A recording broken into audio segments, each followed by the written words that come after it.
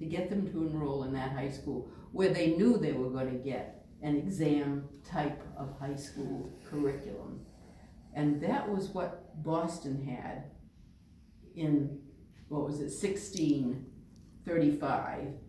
It was going to have because they weren't worried about whether they were catering to able students or doing something with remedial classes for kids who were having a difficulty learning to read. They just wanted everybody to do better, and you had to do whatever you needed to do, and they spent the money, because first thing that was spent by Common Core and earlier with Title I, the LBJ, what was called the Elementary and Secondary Education Act, ESEA, that was under LBJ in 1965.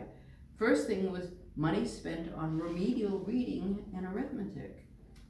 Remedial reading had mainly boys, as anyone could have predicted, and remedial arithmetic had mainly girls, because that was how it, those days, that's how it bounced out or fell out. Interesting. So, but the competencies were lowered by lowering the content. You only can elevate your skills by elevating the content. And that was why textbooks were needed. And towns, as kids went along up the grades, had to buy textbooks, or cities had to buy textbooks. Now, that's a major expense. So the textbooks introduced a level of homogeneity, sameness, similarity, because publishing companies, of which we're trying to combine and reach bigger audiences. Textbooks were expensive, and so they were trying to, and this is what Common Core has done. It wants to have the same thing taught to everybody, as if that would close gaps. Right. But it doesn't, because you've got differences within. And I remember asking principals in Arkansas, what do you do if you have some kids who are reading much more advanced than others because of whatever? They have a drive to read, or they have parents who teach them to read, or whatever the reason is.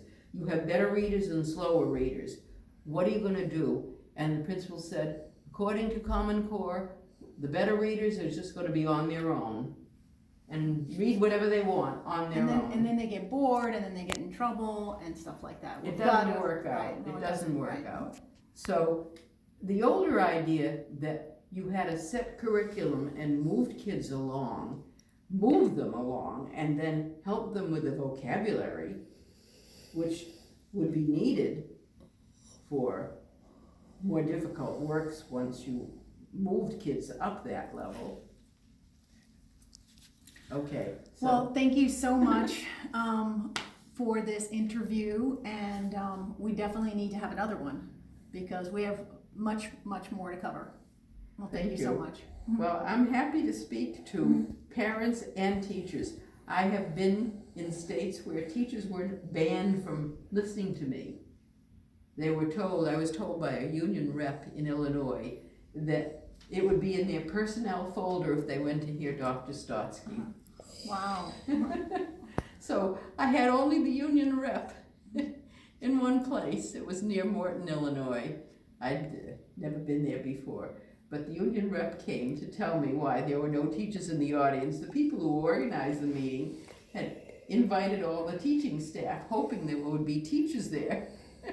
And no teachers came. Interesting. So, okay. Well, we are